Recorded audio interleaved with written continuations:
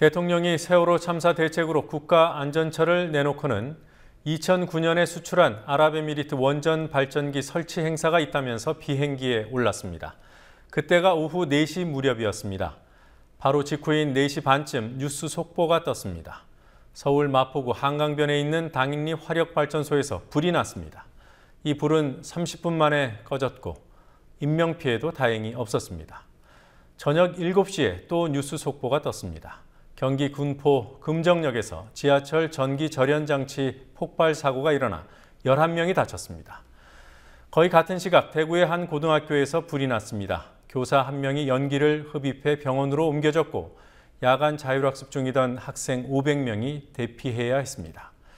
아찔한 사고의 연속이었던 날, 세월호 참사의 부담이 컸을 텐데도 비행기에 오른 대통령. 대통령의 해외 행위 불안한 이유는 원전 때문입니다. 설계 연한 넘은 지 이미 오래됐고 각종 사고가 잇따르는 고리 원전 1호기. 폐쇄 말고는 답이 없다는 경고를 무시한 채 최근 다시 재가동시켰습니다. 재가동 승인 날짜가 세월호 참사 당일이었습니다. 원전 비리가 터진 뒤 축소 쪽으로 바뀌나 싶던 정부의 원전 정책은 은근슬쩍 다시 기존의 확대 정책으로 돌아갔습니다. 세월호가 침몰할 때 선원들이 제일 먼저 탈출했듯이 원전에 문제가 생기면 가장 먼저 대한민국을 탈출할 수 있는 자들이 있습니다. 바로 그들이 원전 정책을 손에 쥐고 있습니다. 뉴스K 오늘도 세월호 관련 보도로 시작합니다.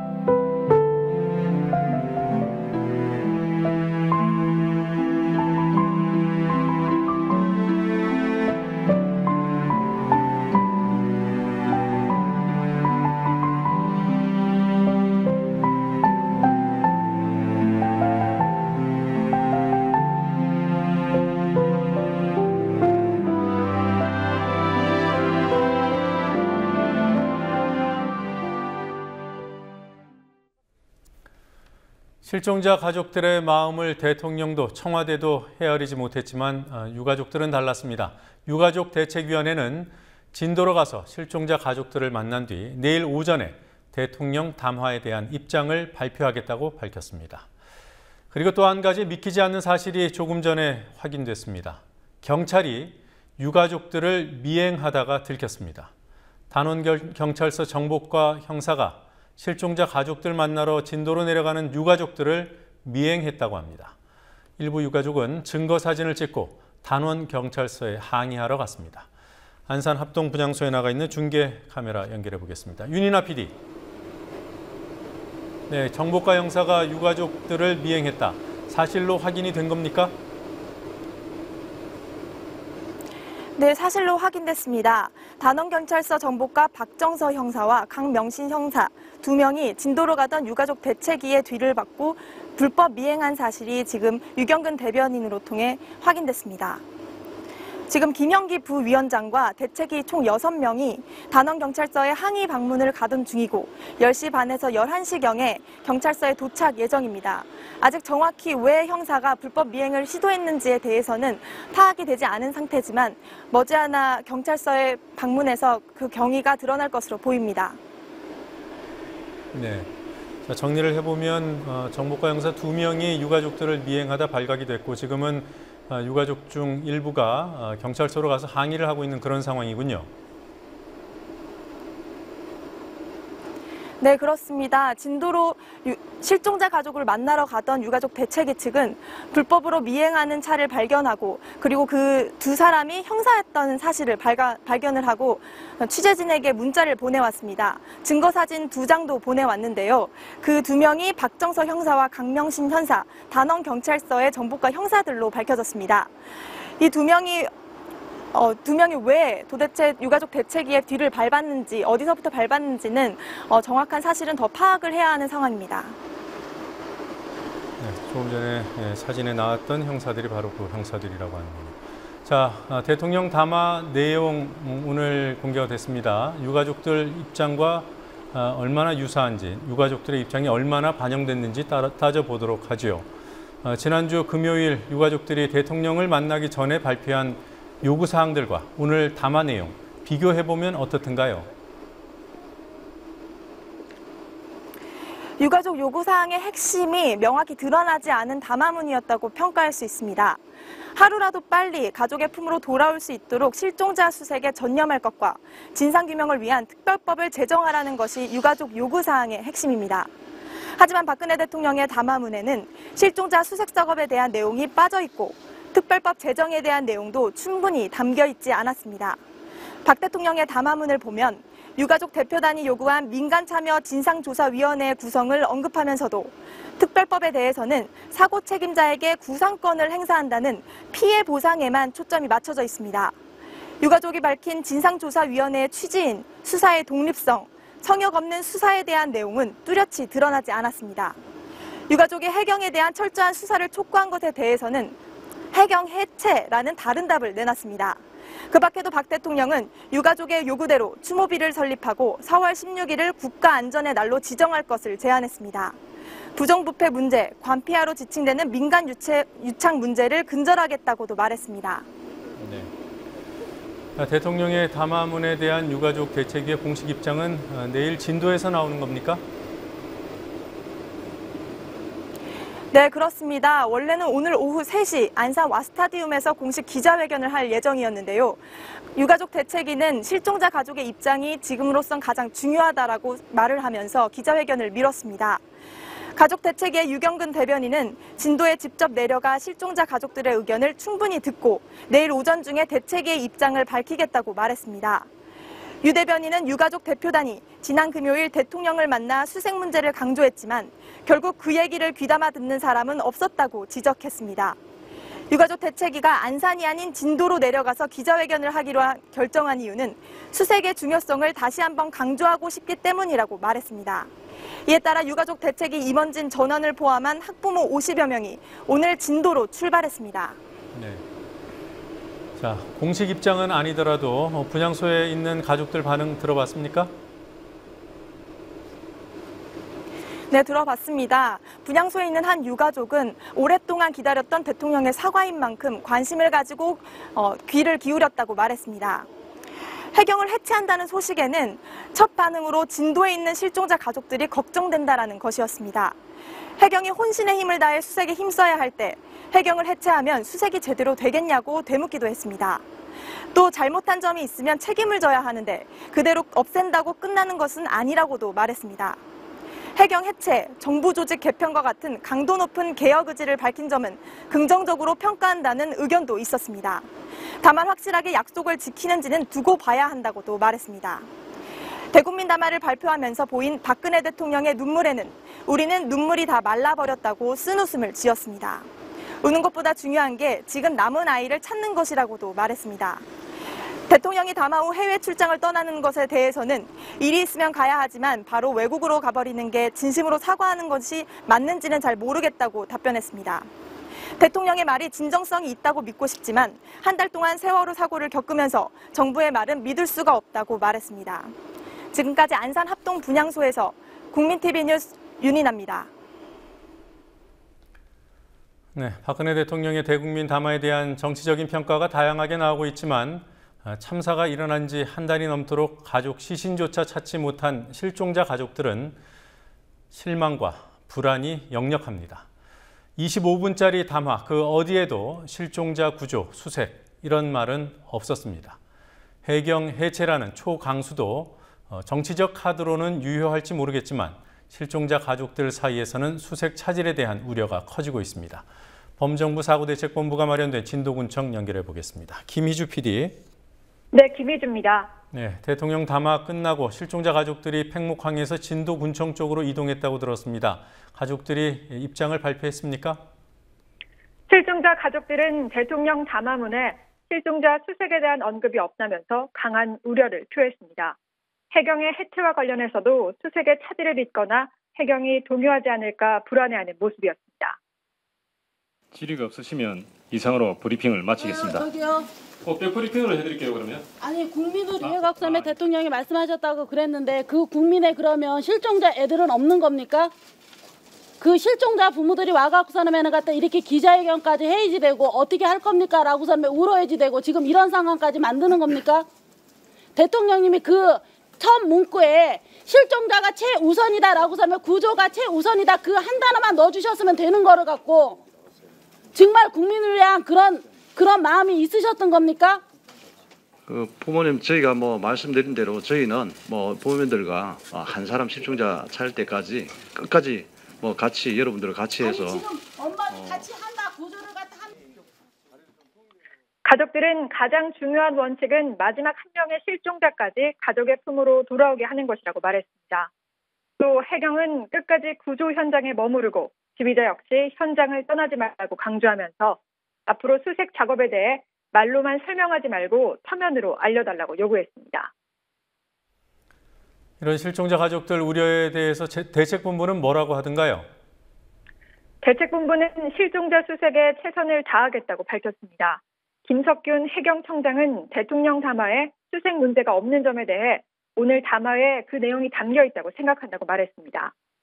박승기 대책본부 대변인은 대통령이 이주영 해수부 장관에게 세월호 수습 관련 지침을 줬다고 말하기도 했습니다.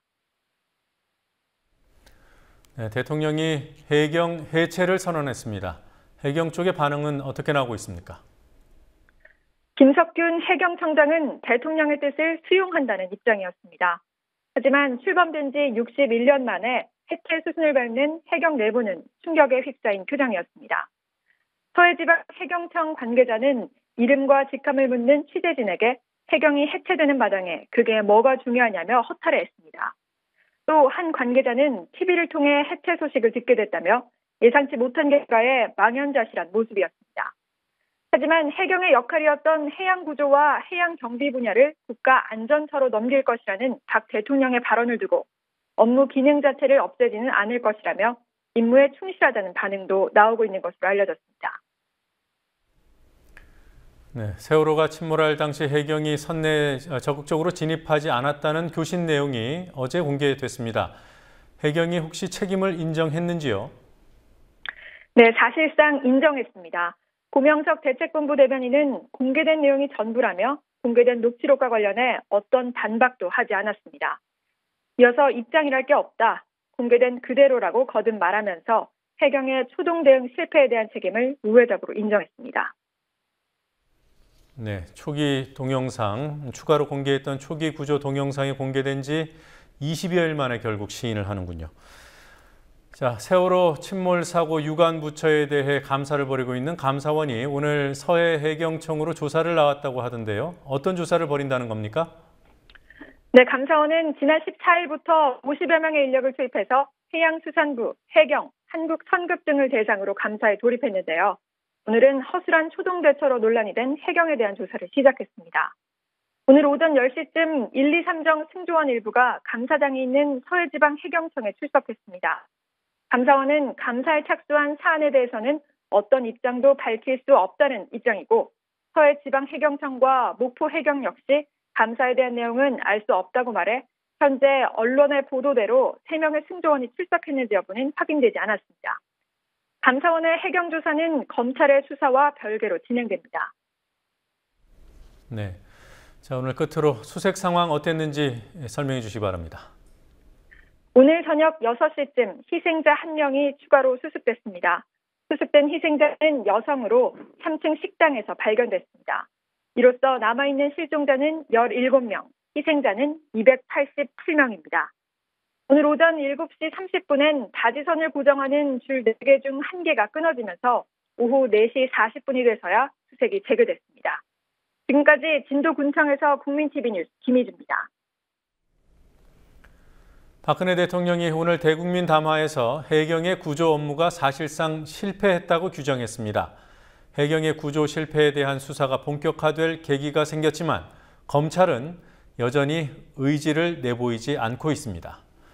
향후 수사에 나선다 하더라도 한 달 이상 손 놓고 있다가 얼마나 제대로 수사할 수 있을지 의문입니다. 검찰은 화력을 집중해온 유병언 일가에 대한 수사에서도 돌파구를 찾지 못하고 있습니다. 인천지검 나가 있는 취재 PD 연결합니다. 곽보아 PD. 네, 곽보아입니다. 네. 자, 대통령 담화 나온 뒤에 해경에 대한 수사가 제대로 되지 않을까 이런 기대가 나오는 것 같습니다. 검찰에서는 뭐라고 하던가요? 네, 오늘 대통령 담화 이후 안상돈 검경합동수사본부장은 세월호 승무원들을 기소한 후 해경의 부실 구조 관련 자료를 면밀히 검토해왔다며 해경을 철저히 수사할 것이라고 말했습니다. 그러자 상당수 언론들이 해경에 대한 수사가 시작된다고 대대적으로 보도했지만 검찰 관계자들은 구체적인 수사 계획은 여전히 논의 중이라고 말했습니다. 이봉창 목포지검 형사 1부장은 대통령 담화도 있었으니 어떻게든 더 빨리 진행될 것이라고 예상하면서도 아직 구체적인 계획이나 소환 일정은 확인해 줄 수 없다고 말했습니다. 이에 대해 대검찰청 관계자는 현재 목포에서 진행되고 있는 감사원의 해경 감사를 이유로 들었습니다. 검찰은 수사기관이라 범죄의 행위나 그런 의심이 있을 경우 수사에 들어가고 감사는 직무의 적절성을 감찰하는 기관이라며 타 기관들이 한 행위가 적절한지 여부는 감사원에서 한다고 말했습니다. 결국 해경이 감사를 받는 중이라 본격적인 수사에 들어가지 않고 있다는 겁니다. 네, 행정기관 감사와 수사를 구별을 못하는 것인지 안 하는 것인지 모르겠습니다. 목포에 검경합동수사본부가 있고 그 밑에 결국 해경이 있어서 해경 수사를 제대로 못하는 것이 아니냐 이런 평가가 일반적이지 않습니까? 합수부 체제 언제까지 지속되는 겁니까? 네, 수사본부 관계자는 사고 원인을 수사하는 것도 수사본부의 임무라며 사고 원인에 대한 수사가 마무리될 때까지 이 체제가 유지될 것이라고 말했습니다. 현재도 청해진 해운, 조선업체 등 사고 원인에 관해 조사할 부분이 많이 남아있다고도 덧붙였습니다. 결국 해경이 포함된 합동수사본부 체제는 상당 기간 존속될 것으로 보입니다. 한편 수사본부는 오늘 양모 인천 VTS 관계자와 어업 지도선에 탔던 공무원 15명을 불러 출항 경위 등을 묻고 구명벌 안전점검과 사망의 인과관계를 조사 중이라고 밝혔습니다. 네. 유병헌 전 세모그룹 회장이 머물고 있는 것으로 알려진 그 안성에 있는 금수원이라는 곳. 어제 언론에 공개가 됐습니다. 그동안 구원파 신도들이 철통같이 막고 있던 곳을 왜 갑자기 공개한 것일까 이런 의문이 들더군요. 네, 구원파 교단 측은 구원파의 본산으로 알려진 경기도 안성 금수원을 어제 처음 언론에 공개했습니다. 교회 측은 언론에서 구원파와 금수원에 대해 오해가 많은 것 같아 자신들의 본질을 보여주기 위해 공개했다고 설명하면서도 신도들의 반발을 이유로 종교시설을 제외한 농장과 목장만 제한적으로 공개했습니다. 기자간담회에서 이재옥 헤마토센트릭 라이프 연구소 이사장은 유 전 회장이 여기 있는 것으로 알고 있다고 했다가 기자들의 질문이 이어지자 교인들로부터 전해 들었을 뿐 정확하지 않다고 말을 바꿨습니다. 간담회에 참석한 이 이사장과 순영 목장 팀장 등은 유 전 회장이 구원파의 교인이 아니라며 유 전 회장이 유기농 농법을 가르쳤고 4년간 금수원 대강당 2층에 침실과 토론방을 마련하고 작품 활동을 해왔다고 말했습니다. 어제 공개는 검찰이 유 전 회장의 은신처로 금수원을 지목하자 유 전 회장이 없다는 것을 증명하고 구원파가 폐쇄적인 종교 집단으로 비치는 것을 의식한 것으로 풀이됩니다.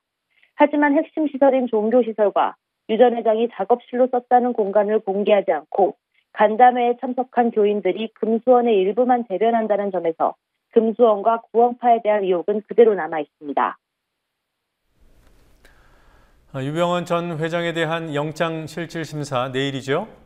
네. 네, 유 전 회장이 법원에 나올 것 같습니까? 네, 인천지검 특별수사팀은 오늘 오후 현재까지 유 전 회장 측으로부터 연락을 받지 못했다고 말했습니다. 이에 따라 유 전 회장이 내일 오후 3시로 예정된 영장실질심사에 나오지 않을 가능성이 높아 보입니다. 유 전 회장이 내일 출석하지 않을 경우 법원은 형사소송법 등에 의거해 수사 자료 심사만으로 구속영장을 발부할 수 있고 그 이후 강제 구인에 나설 가능성이 있습니다. 검찰 관계자는 강제 구인에 나서는 시점은 말씀드릴 수 없다면서도 유 전 회장에게 자진해서 나오라고 누차 강조하고 있고 그때 가서 판단해보겠다고 말했습니다. 검찰은 휴대전화 추적과 각종 첩보를 종합해 유 전 회장이 금수원 내부에 머무르고 있는 것으로 파악하고 있습니다. 지난주 유 씨 일가 검거에 실패하고 있는 상황에 대해 드릴 말씀이 없다며 수사에 어려움이 있음을 인정한 검찰은 주영환 인천지검 외사부장을 팀장으로 검사 3명과 수사관 40명을 검거팀으로 꾸려 검거에 나선 상태입니다. 한편 인천지검은 오늘 오후 5시 50분쯤 금수원에서 조금 떨어진 한 요양원에서 유병헌 전 회장 혹은 재규 씨로 보이는 사람이 있다는 제보를 받고 출동했으나 발견하지 못했다고 밝혔습니다. 금수원 측은 검찰이 신도를 강제 연행하려 했다고 주장하고 있습니다. 지금까지 인천지검에서 국민TV뉴스 곽보아입니다. 대통령이 내놓은 해경 해체와 국가안전처 신설이라는 대책을 놓고 정치권의 평가가 엇갈렸습니다. 여당은 인식과 발상의 대전환이라고 추켜 세웠지만 야권에서는 자극적이다, 땜질식이다라는 평가를 내놨습니다. 오늘 정치권 소식 김진희 PD 연결해서 알아보도록 하죠. 김진희 PD. 네, 김진희입니다. 네, 대통령의 대국민 담화에 대한 여야 평가 구체적으로 전해주시죠. 야권에서는 대통령이 내놓은 해경 해체, 국가재난안전처 신설 등이 적절한 대책이 아니라는 부정적 반응과 함께 특검 도입 등을 통한 진상규명을 강조하는 의견이 나왔습니다. 새정치민주연합 박광온 대변인은 참사의 총체적 책임에서 자유로울 수 없는 청와대가 내각의 책임을 언급하지 않았다며 해경 해체는 지극히 자극적인 처방이라고 지적했습니다. 정의당은 국가재난안전처 신설이 땜질식 대책일 수 있다면서 진상조사가 우선돼야 한다고 밝혔습니다. 대통령은 오늘 담화에서 정부 조직의 일부 개편을 해법으로 제시하셨습니다. 그러나 대통령께서 취임 직후에 직접 제안해서 국회를 통과한 박근혜 정부의 정부 조직이 제대로 작동하지 못했다면 그에 대한 철저한 자성과 성찰이 선행돼야 할 것입니다. 특검에서는 국가재난 시스템이 전혀 작동하지 못했던 문제와 정부 차원의 초동 대응 실패 책임에 대한 철저한 수사가 이루어져야 할 것입니다. 국민의 생명을 줘버린 정부의 책임에 대해 성역 없이 철저한 수사를 담당할 특검이 반드시 필요한 것입니다. 단기적인 수사와 대책은 대통령이 할 수 있지만 철저한 진상조사와 규명은 청와대 혼자 절대로 할 수 없습니다. 대통령이 혼자 해결하겠다는 철학이 단기적 땜질 처방만 나열하는 담화가 되었습니다.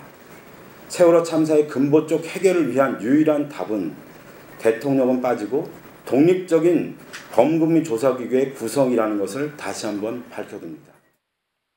반면 새누리당은 솔직하고 진솔한 담화였다면서 충격적인 사고에 대한 인식과 발상의 대전환을 지시했다고 긍정적으로 평가했습니다. 대통령이 담화를 발표한 직후에 아랍에미리트로 출국을 했습니다. 이에 대해서 야권에서 적절치 않다 이런 의견이 나오고 있다고요? 네, 민주연합 박광온 대변인은 과연 이 시점에 꼭 행사에 참석하기 위해 출국해야 하는지 많은 국민들이 공감하지 못한다고 말했습니다. 정의당에서도 세월호 참사 수습보다 더 중요한 일이 없는 이때에 특히 안전 문제 논란을 빚고 있는 원전 관련 행사에 참석하기 위해 출국한 것은 적절하지 않다는 비판이 나왔습니다. 국민들의 목소리를 듣고 특히 이제 유가족 실종자 가족들의 목소리를 들어야 될 굉장히 중요한 시기에 이 문제보다 급한 문제가 없을 텐데 출국하는 것은 적절치 못한 처사라고 생각이 들고 특히 세월호라고 하는 사건이 안전과 관련된 굉장히 중요한 문제인데 이 원전이라고 하는 것은 굉장히 중요한 안전과 관련돼서 지금 아직도 여전히 문제가 되는 것인데 이것을 위해서 출국한다고 하는 것은 대통령이 어떠한 이 문제에 대한 책임을 지는 것인지에 대한 불분명하다는 생각이 들고 적절치 못하고 옳지 않은 처사라고 생각합니다. 네, 정치평론가들은 오늘 담화를 어떻게 분석하던가요? 대통령이 최종 책임은 본인에게 있다고 언급한 것에 대해서는 긍정적 평가를 내렸습니다. 하지만 해경 해체에 대해서는 아직 수색 작업이 완전히 끝나지 않은 상황에서 성급한 조치라는 지적이 나왔습니다. 해경 경비정과 목포 해경 간 교신 파일이 어제 공개돼 해경이 선내 진입 지시를 받고도 들어가지 않은 사실이 드러났는데 대통령이 해경 해체를 발표하면서 해경에 물어야 할 사법적 책임이 흐려질 공산이 있다는 지적도 있었습니다. 시사평론가 김종배 씨는 대통령이 국회와 국가안전처가 할 일을 제안만 하는 데 그쳤다면서 적절한 사과로 보기 힘들다고 말했습니다. 본인이 그러니까 그 최종 책임자로서 그 사과를 한 거잖아요. 최종 책임자로서 그에 걸맞는 본인부터 할 수 있는 걸 내놔야 돼요. 본인부터 할 수 있는 걸. 근데 그런 것들은 뒤로 쏙 빼고 주로 뭐 이래서 공직자 윤리법이라든지 정부 조직법이라든지 대부분이 국회로 공을 넘겼어요. 입법이 필요한 것들을 쭉 제안을 그러니까 나열을 하면서 책임지면서 내가 이걸 하겠다라고 하는 다짐이 아니라 거의 대부분이 제안이라는 거예요. 과연 이게 그 적절한 그 사과라고 볼 수 있는 건지는 저는 좀 그러니까 그렇게 보기는 좀 힘들 것 같아요. 네, 청와대 KBS 보도 개입 파문이 KBS 기자 PD들의 사장 출근 저지와 제작 거부로까지 이어졌습니다. 정치권에서는 이 문제에 대해서 어떤 반응들이 나오고 있습니까? 민주연합 김한길 대표는 KBS가 정권의 방송이었던 것이 탄로났다고 말했습니다. 민주연합 측에서는 청와대가 KBS 보도 통제 사태에 눈을 감고 있다고 강하게 비판했습니다. 청와대의 보도 개입 파문이 불거져 KBS 문제는 세월호 사건의 중요한 부분이 됐다면서 지난주 3차례 열렸지만 공전 상태로 끝난 국회 상임위 미방위를 제대로 열어야 한다는 주장도 나왔습니다. 미방위 야당 간사인 민주연합 유승희 의원은 KBS 보도 개입 문제를 조사하기 위해서는 김환영 사장 등을 출석시켜 질의해야 하지만 새누리당이 언론 중립을 해칠 수 있다는 이유로 반대하고 있다면서 이는 궤변이라고 말했습니다. 네. 자, 이번에는 6.4 지방선거 후보들 소식 좀 알아보도록 하죠. 오늘 서울시장과 또 경기지사 후보들의 첫 번째 TV 토론회가 있었죠? 네, 서울시장 선거에 출마한 새누리당 정몽준 후보와 민주연합 박원순 후보가 첫 TV 토론회에서 2시간 동안 안전 문제 등을 놓고 공방을 벌였습니다.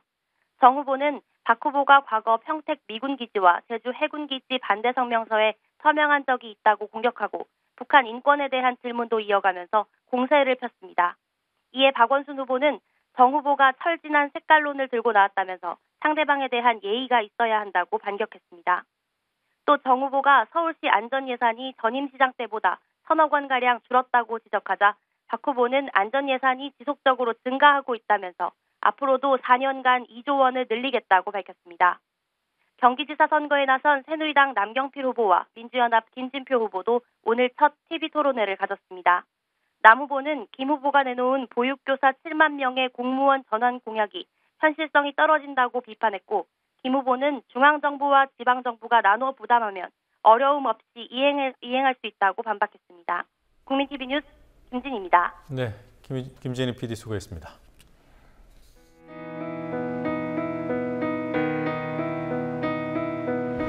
(1960년 4월 19일) 당시 언론은 빨갱이 데모라고 했습니다. 지금 우리는 혁명의 역사로 기억합니다. 1980년 5월 18일 당시 언론은 불순분자의 폭동이라 했습니다.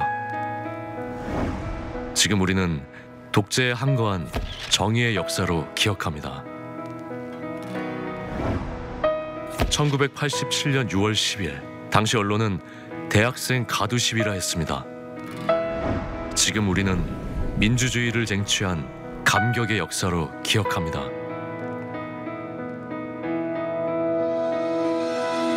백 없고 돈 없는 노동자, 서민, 학생들이 스스로 타올라 역사를 만들었습니다. 현실은 다시 타오를 것을 요구하고 있습니다. 아니, 이미 타오르고 있습니다.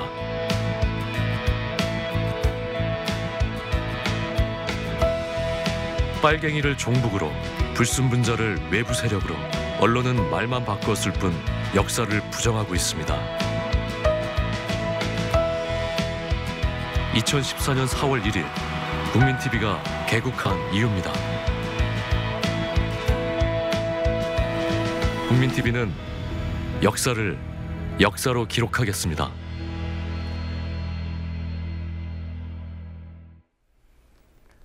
세월호 침몰 당시 현장에 가장 먼저 도착한 해경 1, 2, 3정과 목포 해경, 서해 지방해양경찰청 간의 교신 내용이 어제 공개됐습니다. 1, 2, 3정은 지휘부로부터 대원들을 세월호에 승선시키라고 수차례 지시를 받았지만 그때마다 승선이 불가능한 상황이라며 지시에 따르지 않았습니다. 승선이 불가능한 상황이라는 보고는 거짓이었습니다. 장부경 PD가 보도합니다. 해경경비정 1, 2, 3정의 주요 교신 내용과 실제 상황을 비교해 보겠습니다. 교신이 이루어진 시각, 교신 내용, 그리고 바로 그때의 실제 상황 순으로 설명드리겠습니다. 오전 9시 44분 현장에 출동한 해경 1, 2, 3정이 첫 번째 현장 보고를 합니다. 현재 승객이 안에 있는데 배가 기울어 못 나오고 있다고 한다. 현재 1, 2, 3 선수를 여객선에 접안해 밖에 나온 승객 한 명씩 구조하고 있다. 1, 2, 3정 선수 배 앞부분을 세월호에 접안했다는 9시 44분 상황. 바로 이 장면입니다. 1, 2, 3정이 접안한 이곳은 선원들이 모여있던 조타실이고 1, 2, 3정은 여기서 승객이 아니라 조타실 쪽 선원들을 구조했습니다. 승객 구조는 고속단정, 즉 고무보트 한 대가 1, 2, 3정을 오가는 방식으로만 진행됐습니다. 1, 2, 3정은 배가 기울어 승객들이 못 나온다면서도 배에 들어갈 시도조차 하지 않았습니다. 4분 후인 9시 48분, 이때 해경 1, 2, 3정의 보고 역시 거짓이었습니다. 1, 2, 3정은 잠시 후에 침몰할 것 같다면서 좌연 현측이 완전히 침수되고 있다고 했습니다. 이때 촬영된 해경 동영상을 보면 3층 일부에서 침수가 진행되고 있었을 뿐 단원고 학생 수백 명이 모여있는 4층에는 물 한 방울 들어차지 않은 상태였음을 알 수 있습니다. 1, 2, 3정은 경사가 너무 심하다고 보고했지만 세월호 내부가 좁은 복도로 연결돼 있기 때문에 구조대원이 진입만 했다면 충분히 학생들을 데리고 나올 수 있었습니다. 상황실 쪽에서 해경청장 등의 지시사항이라며 대원들의 승선을 지시했지만 1, 2, 3정은 따르지 않았습니다. 구조대원 한 명이 밧줄을 타고 조타실에 들어갔다 나온 것이 선체 내부 진입의 전부였습니다. 승객이 아닌 선원 구조 목적이었고 이 대원은 조타실 방송 장비와 비상벨에는 손도 대지 않았습니다. 오전 9시 54분 상황 보겠습니다. 해경 1, 2, 3정은 좌연 완전히 침수, 좌연 쪽에서는 더는 구조할 수 없다. 항공을 이용해 우연 상부 쪽에서 구조해야 한다. 이렇게 보고합니다. 하지만 해경이 공개한 동영상을 보면 이 시각에도 완전 침수는 아니었습니다. 5층은 침수 전이었고 심지어 어업 지도선이 촬영한 영상에서는 10시 10분까지도 4층 선미 쪽 뒷문은 물에 잠기지 않았습니다. 1, 2, 3정은 거듭 경사가 심하다는 말만 되풀이하지만 이 뒷문을 열었다면 적어도 선미 쪽 100여 명 중 상당수를 탈출시킬 수 있었습니다. 선체 진입이 불가능하다는 1, 2, 3정의 거듭된 허위 보고에 지휘부에서는 탈출 방송을 지시합니다. 이때도 대원들의 승선을 함께 지시합니다. 그러나 1, 2, 3정은 방송이 무의미하다고 판단했는지 안내 방송을 하지 않았고 대원들을 승선시키지도 않았습니다. 1, 2, 3정은 이 무렵 3층 선수 쪽 단체실 창문 하나를 깨고 일부 승객을 구조하면서 학생들이 있었던 바로 옆 4층 단체실 창문은 그냥 지나쳤습니다. 당시 출동한 해경 1, 2, 3정은 승객들 대부분이 이미 탈출했다고 잘못 알고 있었을까요? 아닙니다. 9시 48분 교신 내용을 보면 승객이 안에 있다는 사실을 인지하고 있다는 것을 알 수 있습니다. 그때 이미 1, 2, 3정은 승객 절반 이상이 지금 안에 갇혀서 못 나온다고 한다라고 이렇게 보고합니다. 얼마나 많은 승객들이 참변을 당하게 될지 알고 있었으면서도 이런저런 핑계로 선내 진입 등의 적극적인 구조 활동을 하지 않았습니다. 여기서 반드시 짚어야 할 매우 중요한 사실이 하나 더 있습니다. 현장 구조의 핵심 포인트를 지시해야 할 지휘부가 승선하라, 방송하라, 상황 봐가면서 조치하라 등의 모호한 지시만 내렸다는 점입니다. 4층 좌연 중앙 통로를 확보하라, 선미 쪽 다인실 출입문을 개방하라 등의 구체적인 지시는 단 한 번도 없었습니다. 지휘부가 사고 여객선 설계 구조도 한 장 안 들고 우왕좌왕했음을 짐작케 합니다. 국민TV 뉴스 장부경입니다. KBS 기자 PD들이 길환영 사장 출근을 저지하고 일부는 제작 거부에 돌입했습니다. 길환영 사장이 청와대 지시에 따라 노골적으로 보도에 개입해온 구체 사례가 폭로되면서 이른바 KBS 사태는 걷잡을 수 없이 확대되고 있는 양상입니다. 길 사장은 노조가 회사를 장악하려는 음모라며 버티기에 들어갔습니다. 김지혜 PD가 보도합니다. 지난 9일 길환영 사장의 보도 개입 사실을 폭로한 김시곤 전 KBS 보도국장이 지난 16일에도 4가지 사례를 추가했습니다. KBS 기자협회 총회에 직접 나와 이른바 보도 외압 일지를 전달했고 기자협회는 이 내용을 어제 공개했습니다. 김시곤 전 국장이 보도국장직을 내려놓기 전인 지난 8일까지 8해 동안 있었던 보도 개입 사례였습니다. 외압 일지를 보면 길환영 사장이 지난 6일 9시 뉴스 예고편에 박근혜 대통령이 등장하지 않자 김 전 국장의 전화를 걸어 대통령 기사를 3번째에서 2번째로 올리라고 지시했다는 사실이 담겨 있습니다. 그날 KBS 뉴스입니다. 김 전 국장의 주장대로 박 대통령을 다룬 기사가 헤드라인의 2번째로 나갔습니다. 길 사장의 지시에 따라 순서가 뒤로 밀린 기사도 있습니다. 김 전 국장은 지난 5일 길 사장이 해경에 대해 비판하지 말라는 지시를 했고 그날 잡혀있던 해경 비판 기사는 거의 빼내는 방법으로 제작, 방송됐다고 주장했습니다. 이 기사를 직접 작성한 KBS 기자는 국민TV 취재진과의 통화에서 이 정도 사안이면 앞에 배치될 수 있는데 순서가 뒤로 밀렸다고 설명했습니다. 실제로 해경의 구조 역량을 비판한 이 기사는 헤드라인과 단신을 포함한 전체 27개 기사 가운데 18번째, 세월호 관련 기사 중에는 가장 늦게 보도됐습니다. 김 전 국장은 또 박 대통령과 관련한 내용을 뉴스 20분 이내에 소화하라는 지시가 있었다며 박 대통령의 해외 순방 뉴스를 지목했습니다.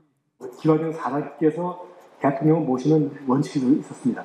그건 뭐냐면 대통령 리포트는 9시 뉴스 러닝타임 20분 내로 소화하라는 원칙이었습니다. 저뿐만 아니라 정치부장도 되게 많이 고민했던 부분인데 대통령 해외 순방 때마다 상당한 몸살을 앓았습니다. 박 대통령이 독일을 방문했던 지난 3월 29일 KBS 9시 뉴스의 첫 곡지는 박 대통령이 독일 교민을 만났다는 소식이었습니다.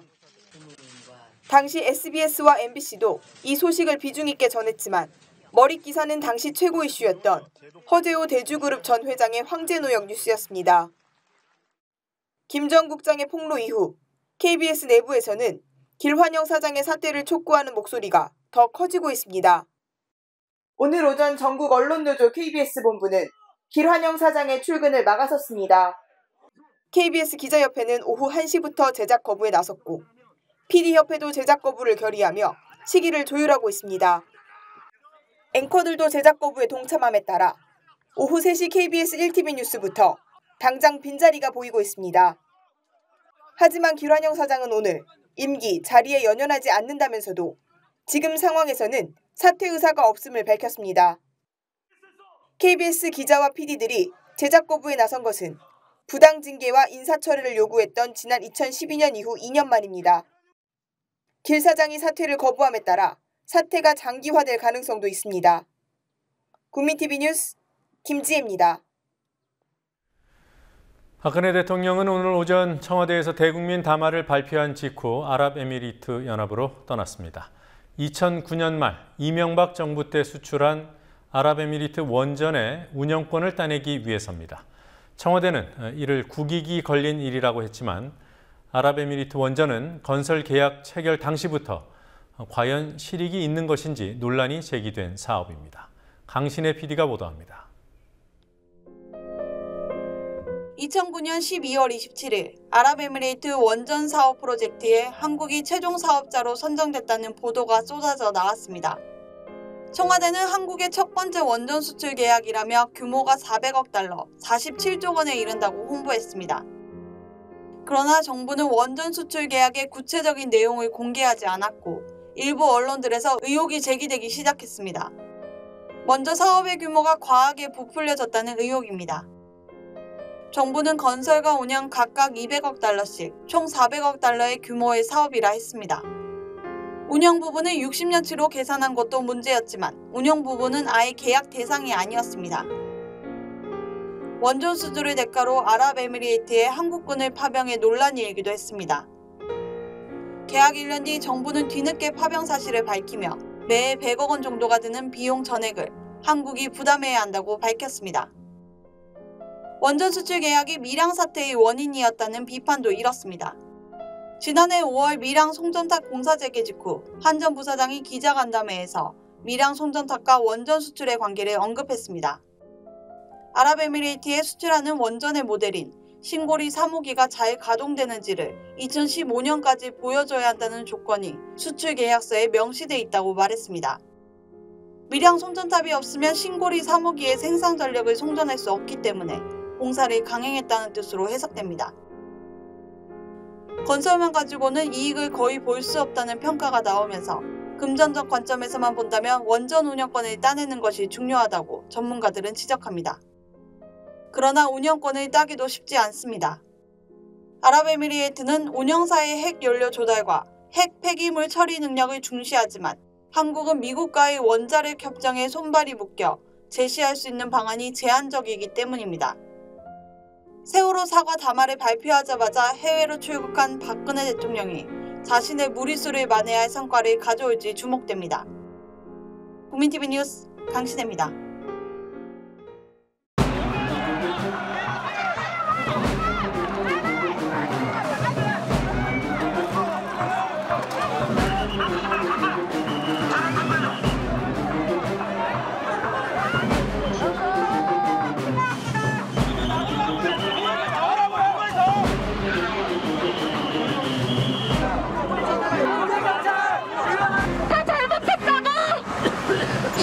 계산하시기 바랍니다.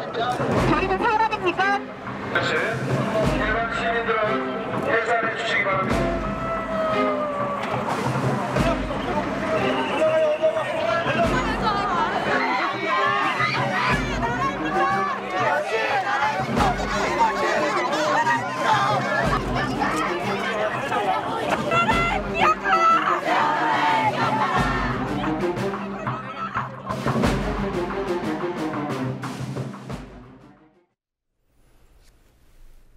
세월호 참사가 일어난 지 한 달이 지나자 여권에서는 일상으로 돌아가자는 말이 나오고 대통령도 해외 일정까지 소화하겠다고 출국했지만 시민들은 여전히 슬픔과 분노 속에서 일상과는 먼 생활을 하고 있습니다. 지난 토요일 서울에서는 대규모 추모 집회와 도심 행진이 있었습니다. 광주에서는 5.18 희생자와 세월호 희생자를 함께 기리는 5.18 전야제에 수천 명이 참석했습니다. 지난 토요일 서울과 광주 추모 집회 현장을 영상에 담았습니다.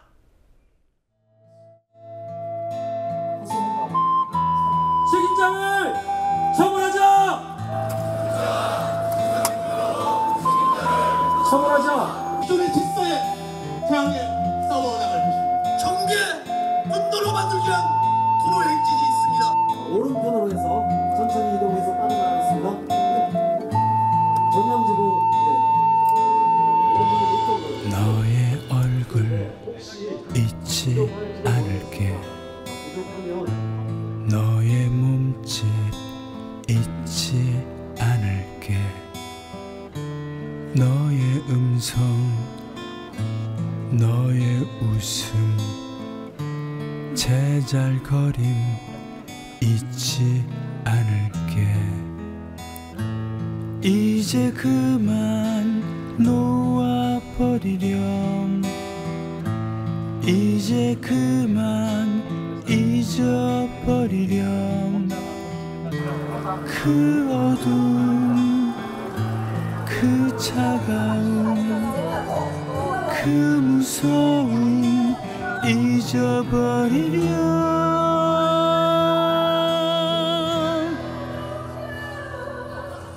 이젠 울지 않을 거야. 잊지 않을 거야. 일어날 거야. 걸어갈 거야.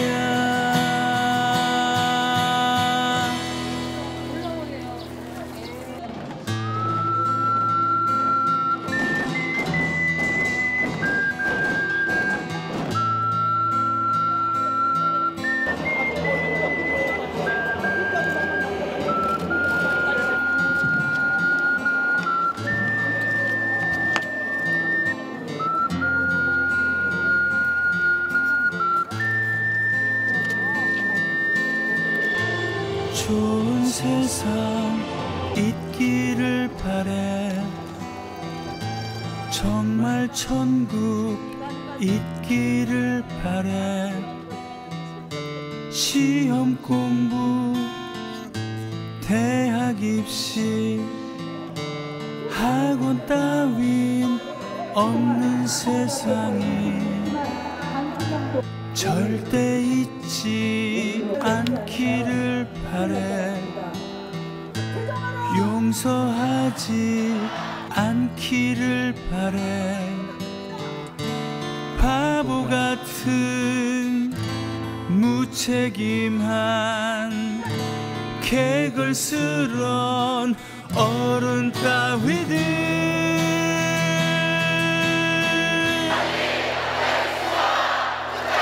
이제 울지 않을 거야. 안산에 있습니다. 잊지 않을 거야. 일어날 거야. 걸어갈 거야. 울지 않을 거야. 울지 않을 거야. 잊지 않을 거야. 잊지 않을 거야. 일어날 거야. 걸어갈 거야. 울지 않을 거야. 울지 않을 거야. 일어날 거야. 일어날 거야. 강해질 거야. 가만히 있진 않을 거야.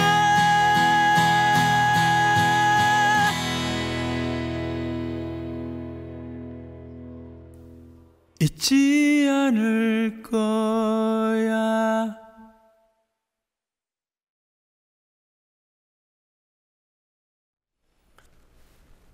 세월호 추모 집회에서는 마음을 울리는 발언, 공감을 이끌어내는 주장들이 참석자들의 눈물샘을 자극하기도 하고 박수를 이끌어내기도 했습니다. 희생되거나 실종된 분들은 마지막 순간 천사의 모습이었을 것이라는 발언, 무능하고 무서운 정부를 용서할 수 없어서 엄마들이 나섰다는 주장, 스스로를 기레기라고 칭한 현직 기자의 고백 등 말들이 이어졌습니다. 이런 어떤 발언, 또 어떤 주장들이 있었는지 모아봤습니다. 촉구 범국민 서명을 진행하고 있습니다. 운동장에서 학교 담장 너머에서 분노하고 시험할 수 6반 담임 선생님이셨던 남윤철 선생님은 세월호 침몰 당시 난간에 매달린 채 학생들에게 일일이 구명조끼를 던져주며 구조활동을 벌이셨습니다. 그는 방 안에 물이 차오르자 구명조끼를 입고 가만히 있는 학생들을 비상구로 인도하며 대피시키는 등 끝까지 학생들을 챙기셨습니다. 그러나 희생되셔 돌아오셨습니다. 김웅현 선생님께서와 박윤근 선생님께서도 학생들과 같은 4층에 계시다가 사고 발생을 하자 객실로 들어가셔 제자들의 탈출을 도우며 마지막 순간까지 학생들과 함께 하셨습니다. 5층에 머물러 계셔서 상대적으로 탈출이 쉬웠던 여자 선생님들도 주저없이 4층으로 내려가셨습니다. 7반 담임 선생님이셨던 이지혜 선생님은 사고가 나자 아래층 제자를 구한다며 선실로 뛰어내려가셨고 지난 3일 구명조끼도 입지 않으신 채 4층 객실에서 발견되셨습니다. 3반 담임이셨던 김초원 선생님도 자신이 생일이었던 사고 당일날 5층에 머물다 이지혜 선생님과 함께 제자들이 있는 아래층으로 내려가 희생되셨습니다. 이 선생님과 김 선생님은 더욱더 안타까운 것은 기간제 선생님이셨습니다. 9반 담임이셨던 최혜정 선생님은 5층에 머물다 아래층으로 내려간 뒤 학생들에게 문자로 걱정하지 마라, 너희들 나가고 선생님이 나갈게 라고 글을 남기시며 학생 10여 명을 구한 뒤 끝내 희생되셨습니다. 4층에 머물러 계셨던 고창석 선생님은 사고 직후 곧바로 제자들의 구호 활동에 나섰습니다. 특히 고창석 선생님은 자신이 입고 있던 구명조끼까지 제자들에게 벗어주시며 배에서 탈출하라고 목이 터져라 외치셨다고 합니다. 하지만 본인은 아직 가족 곁으로 돌아오지 못하셨습니다. 2반 담임으로 5층에 묵고 계시던 전수영 선생님은 생사의 갈림길에 전화를 건 어머니에게 아이들의 구명조끼를 입혀야 한다며 말을 하고 전화를 끊으신 뒤 학생들의 탈출을 시키다 실종되셨습니다. 1반 담임이셨던 윤이나 선생님도 5층에 머물다 동료 교사와 함께 위험에 처한 제자들을 구하기 위해 아래층으로 내려가셨다 실종되셨으며 양승진 선생님도 구명조끼 입지 않은 채 학생들을 돕다 물에 빠지는 모습을 학생들이 목격되었지만 아직 실종 상태라고 합니다.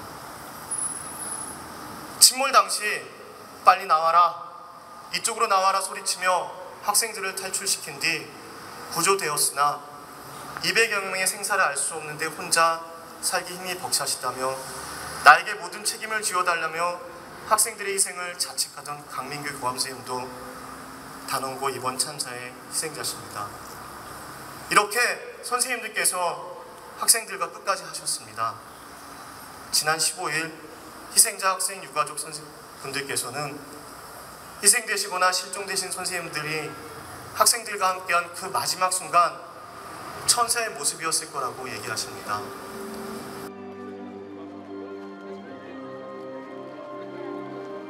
충남지구 다음에 방송차 준비해서 특별법을 제정하라! 특별법을 제정하라! 끝까지 밝혀라! 끝까지 밝혀라! 내 새끼들 다 살려내!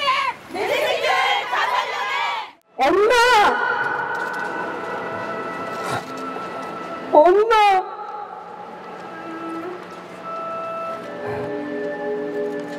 세월호 안에 아이들이 그 간절함의 순간에, 그 절망의 순간에 손가락이 부러지고 손톱이 뭉개지도록 살려달라고, 구조해달라고 유리창을 쳐대며 마지막까지 불러댔은 엄마. 우리들의 이름은 엄마입니다. 우리 엄마들은 아이들의 생사가 오가는 그 총각의 시간에도 너무나 무지하게 눈물 흘리며 기도만 했습니다. 그러다 우리 아이들이 처참하게 수장당하는 걸 그냥 지켜보기만 한 미개한 엄마가 되고 말았습니다.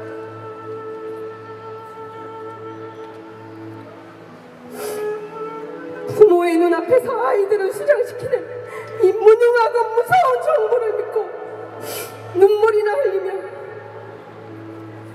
가만히 앉아 기도만 하고 있었습니다.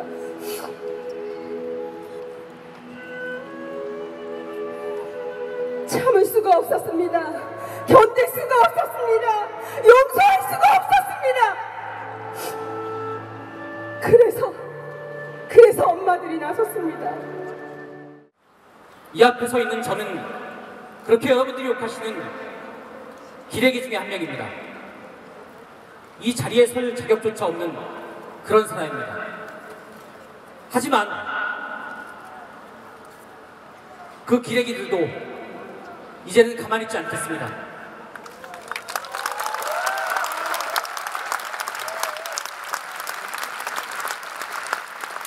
여러분들의 비난을 그대로 받겠습니다. 그리고 체념하지 않고 단념하지 않고 숨죽이지 않고 일어나겠습니다.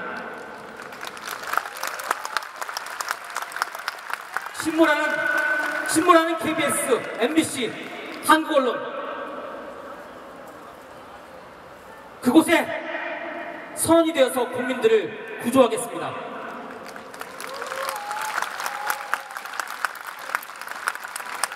여러분들이 외면하지 말아주십시오. 그 안에 더러운 화물이 있다면, 넘치는 화물이 있다면 덜어내는데 힘을 못해 주십시오. 그리고 국민 여러분, 모든 시청자, 모든 언론 소비자들이 그 안에 평형수가 되주십시오. 선장을 교체해 주십시오. 그래도 잊혀지는 것이 너무 두렵다고 하십니다. 가만히 있으라는 한마디가 이번 세월호 사고에서는 300명의 사망자를 만든 단 한마디였지만 사실은 한국에서 우리 모두에게 가만히 있으라고 하는 것 같습니다.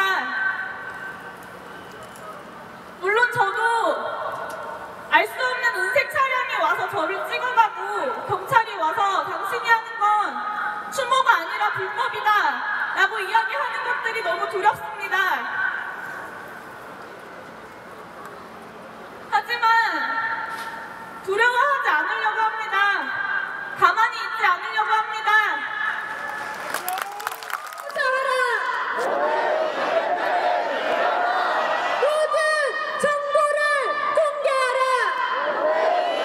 너무 가슴 아프고, 저도 이제 딸이 중학생이 둘이 있는데요. 이 국민들이 가만히 있으면 안 되겠다. 총체적으로 이번 세월호 사고가 사실은 사고가 아니라 인재지 않습니까? 박근혜 대통령께서 이 문제를 확실히 규명을 하고 진상규명을 하고 또 앞으로 이런 일이 절대 벌어지지 않도록 이렇게 하셔야 되는데 지금까지 너무 아무런 대책도 없지.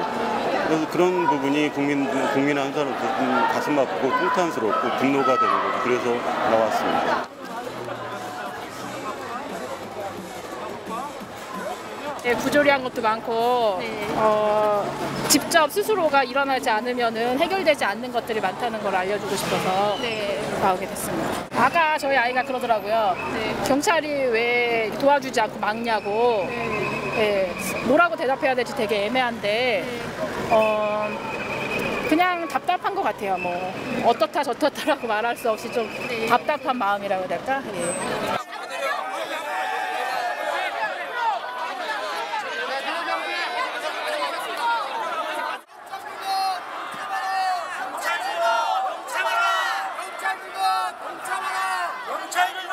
경찰들이 이야기하는 정치적 시위도 아니고 추모하는 사람들이 모인 거고, 더더구나 이 부분은 전 국민들이 다 가슴 아파하고 또 해결해야 된다고 생각하는데 이거를 경찰들이 이렇게 버스로 막아서 못 지나갔어요. 아까 이렇게 길을 다 막아버려가지고 그거는 좀 이해가 안 가고, 굳이 그렇게 해야 되나라는. 지난번에 그 뉴스에서 유가족분들 청와대에 왔을 때 이렇게 경찰들이 뺑 둘러싼 사진도 봤고 너무 화가 났어요. 그건 정말 어떻게 그분들 다 몸과 마음이 다 정말 고통스러운 분들을 어떻게 도로 안에 해놓고 그거를 그렇게 감옥처럼 이렇게 만들어 놓을 수가 있는지 싶어서 도대체 이 나라 경찰과 정부는 누구를 위해 있는지라는 생각이 많이 들었어요.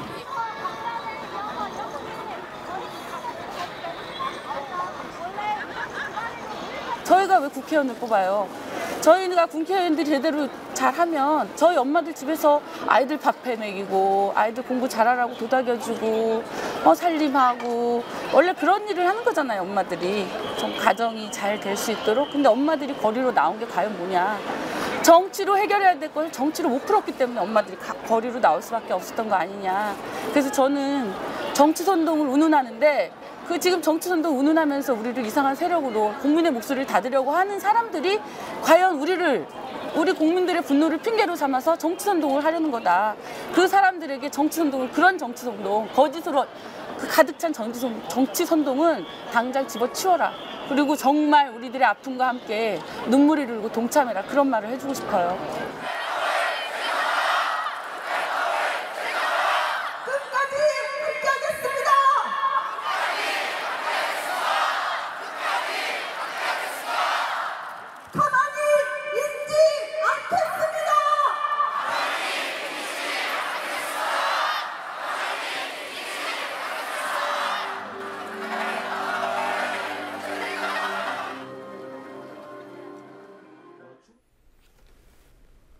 대통령이 세월호 추모 미사에 참석해 두 손 모으고 고개를 숙이기 바로 전날 밤 세월호 추모 집회에 참석했다가 청와대 쪽으로 행진하던 시민 100여 명이 경찰에 연행됐습니다.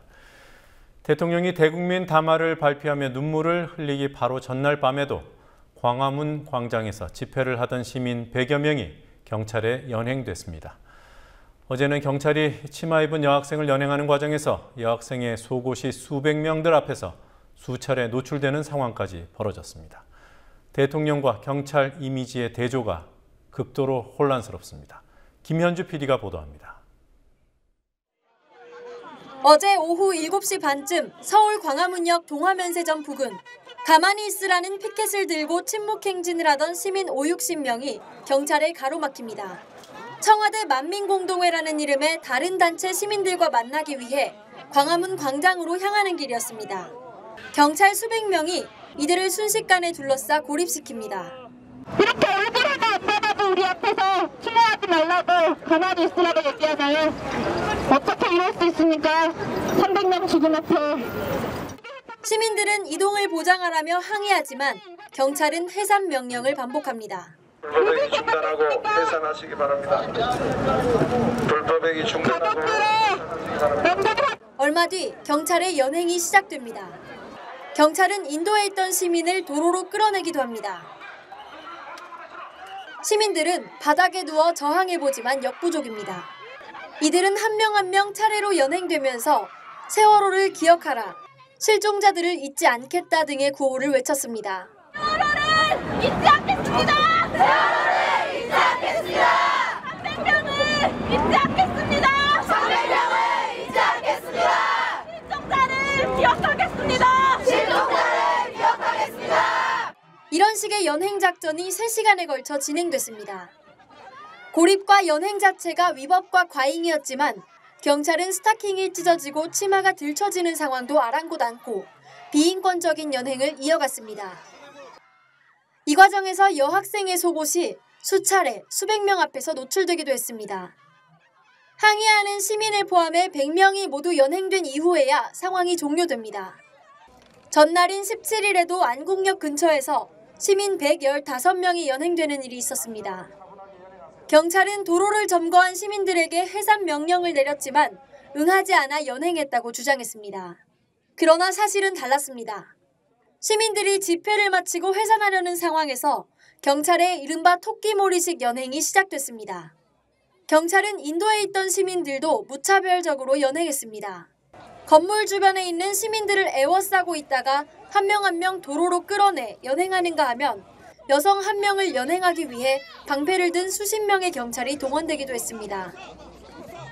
현장을 지켜본 시민들의 항의가 나오지만 경찰은 아랑곳하지 않습니다.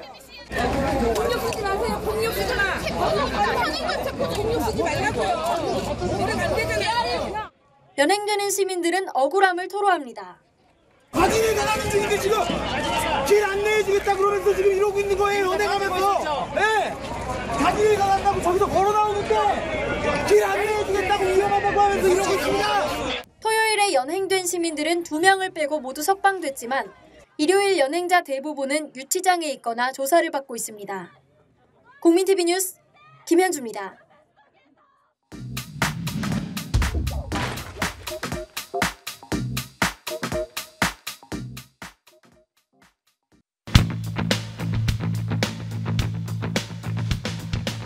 일단 대통령에 대한 비판은 단 한 차례도 없었고, 그리고 이제 보통 이제 새로 정부가 출범하면은 외국에서도 1년간은 이제 허니문 기간에서 비판을 굉장히 자제합니다.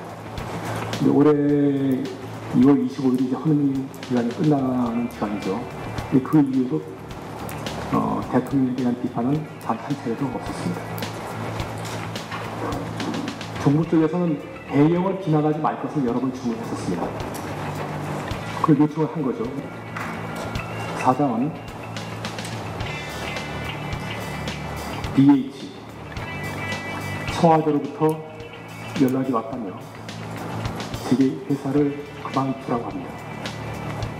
이걸 거역하면 자기 자신도 살아남을 수 없고, 이건 대통령의 뜻이라고까지 말하며 눈물까지 흘렸습니다.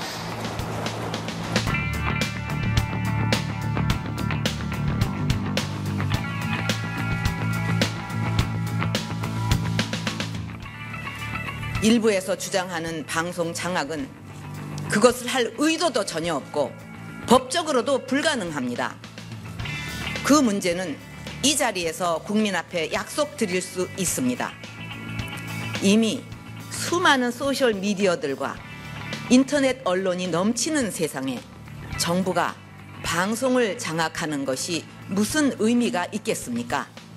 일부에서 주장하는 방송 장악은 그것을 할 의도도 전혀 없고 법적으로도 불가능합니다. 그 문제는 이 자리에서 국민 앞에 약속드릴 수 있습니다.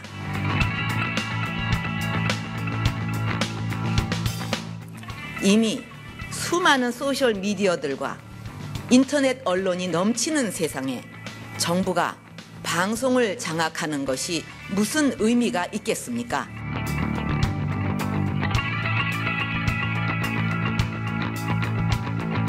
국민 앞에 약속 무슨 의미가 있겠습니까? 군포 금정역에서 폭발 사고가 일어나 11명이 다쳤고 또 대구의 한 고교에서는 교실에 불이 났습니다. 서울 당일리발전소에서는 과열로 추정되는 불이 나는 등 오늘 하루 가슴을 쓸어내리는 사고가 여러 건 있었습니다. 황준호 뉴스 취재팀장과 함께 오늘 주요 뉴스들 살펴보겠습니다. 어서 오십시오. 네, 안녕하십니까. 네, 먼저 경기도 군포 금정역 사고부터 전해주시죠. 오후 6시 56분경에 군포 지하철 4호선 금정역으로 진입하던 전동차 상부의 전기 절연 장치, 흔히 애자라고 불리는 장치가 폭발했습니다. 파편이 튀면서 유리창이 일부 깨졌고 그 여파로 승강장에 있던 시민 등 11명이 다쳐서 병원으로 옮겨졌습니다. 목격자들은 굉음과 함께 연기가 났고 승강장에 도착하자마자 전동차에서 내려서 역 밖으로 대피했다고 말했습니다. 아찔한 상황이었습니다. 네. 자, 그리고 대구에서 일어난 고교 화재 사건, 이것도 뭡니까? 예, 그로부터 한 7분 전에 일어난 일인데요. 오후 7시 3분쯤에 대구 경북대학교 사범대학 부설고등학교의 5학년 2반, 5층에 있는 2학년 6반 교실에서 원인을 알 수 없는 불이 나서 학생 500여 명이 대피했습니다.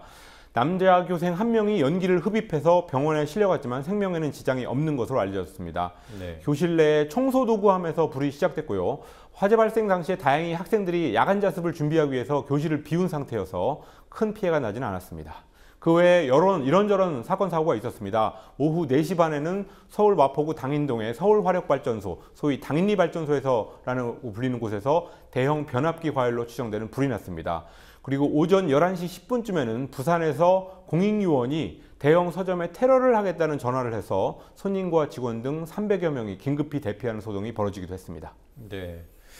자, 세월호 희생자 가족들을 폄훼했다고 알려진 MBC 간부들 고발을 당했어요? 예, 김장겸 MBC 보도국장과 박상우 전국부장입니다. 김 국장은 실종자 가족에 대해서 완전 깡패다 이런 말을 한 것으로 알려졌고요. 박상우 MBC 전국부장은 뭐하러 거길 안산에 조문을 가냐, 차라리 잘됐다, 그런 X들은 조문할 필요가 없다 이런 발언을 한 것으로 전해지고 있습니다. 민주언론시민운동연합, 언론개혁시민연대 그리고 언론노동조합, 전국 언론노조 이렇게 언론 관련 단체들이 오늘 오후 MBC 정문 앞에서 기자회견을 열고 인간의 도리를 저버린 폐륜이라면서 김 국장과 박 부장을 서울 남부지검에 고발했습니다.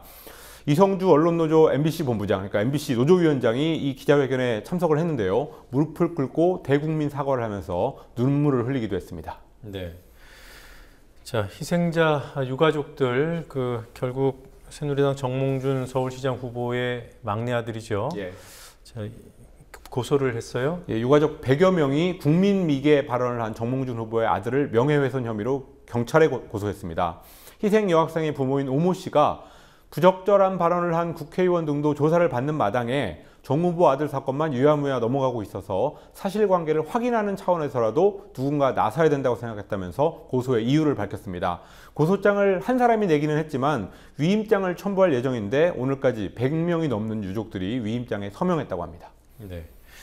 자, 삼성전자 서비스 노조 간부 지난 토요일이었죠. 스스로 목숨을 끊어서 유서를 남겼고요.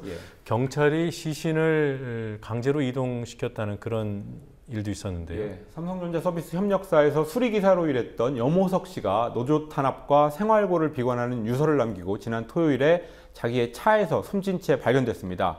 유서에는 더 이상 누구의 희생도 아픔도 보지 못하겠고 조합원들의 힘든 모습도 보지 못하겠다는 말이 써 있었습니다. 작년에 천안센터의 고 최종범 씨가 사망한 후에 삼성 서비스 기사들의 열악한 노동 조건, 또 급여 수준 이런 것들이 알려졌었는데요. 염호석 씨 같은 경우도 지난 3월에는 70여만 원, 4월에는 41만 원의 월급만 받아서 생활고를 호소해 왔다고 합니다. 네. 그 시신을 강제로 뭐 탈취해 갔다고도 하고요. 예. 이동시켰다고도 하는데 뭐 어떻게 된 내용입니까? 네, 어제 오후에 있었던 일입니다. 유족들이 원래는 노조에다가 장례 절차에 일체를 위임했었는데 마음을 바꿔서 가족장으로 하겠다라고 하면서 경찰들이 가족들이 원하는 곳으로 시신을 강제로 이동시킨 일이었습니다. 삼성반도체 노동자로 백혈병에 걸려서 사망했던 고 황유미 씨의 아버지 황상기 씨가 그 유족들을 설득해봤지만 여의치 않았다고 합니다. 삼성 측에서 보상에 관한 어떤 모종의 합의를 했기 때문에 가족들이 마음을 바꾼 게 아닌가 이런 추정이 되고 있습니다.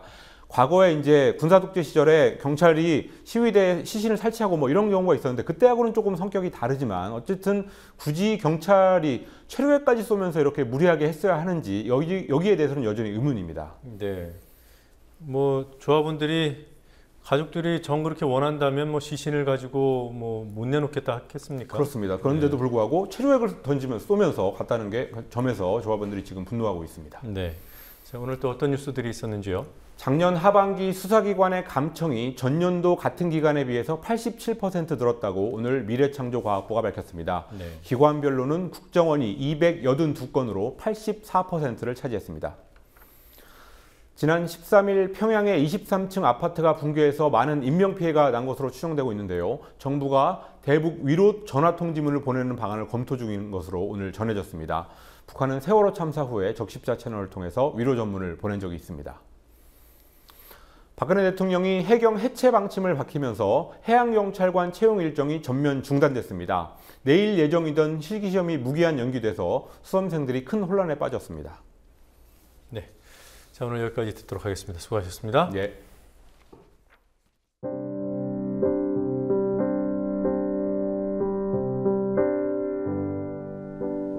적나라하다.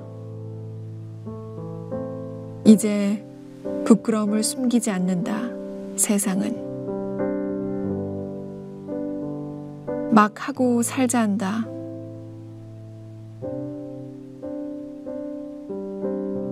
너희가 아무리 막 벗고 덤벼도 우리는 그럴 생각 없다.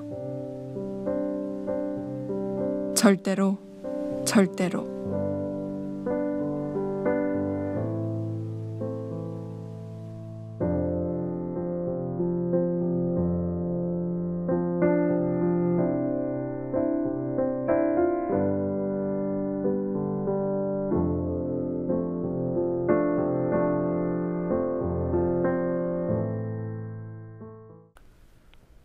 사 년 전에는 4월 19일이었습니다. 당시 이명박 대통령은 천안함 희생장병 추모 연설 도중 장병들 이름 하나하나를 호명하다가 눈물을 흘렸습니다. 이 장면은 TV를 통해 고스란히 생중계됐고 이후 언론은 눈물의 호명이라고 보도했습니다. 세월호 참사가 일어난 지 한 달이 조금 넘은 5월 19일 박근혜 대통령이 대국민 담화를 발표했습니다. 담화문을 읽다가 말미에 대통령은 희생자 한 명 한 명의 이름과 사연을 언급하면서 눈물을 흘렸습니다. 이 장면은 TV를 통해 고스란히 생중계됐고 이후 언론은 눈물의 담화라고 보도했습니다. 비슷한 상황이 하나 더 있습니다. 4년 전 이명박 대통령이 손수건으로 눈물을 훔치고 난 직후부터 대통령 얼굴을 가까이 잡은 다른 각도의 카메라가 정면 카메라와 번갈아가며 방송됐습니다. 오늘은 박근혜 대통령이 눈물을 흘리자 정면 카메라가 생방송 도중에 줌인 기능으로 대통령 얼굴을 서서히 당겼습니다. 눈물의 진정성을 정확히 판단하기는 쉽지 않아도 눈물을 띄우는 행태는 보는 이의 눈꼴을 시리게 합니다. 뉴스K 마치겠습니다. 내일 뵙겠습니다.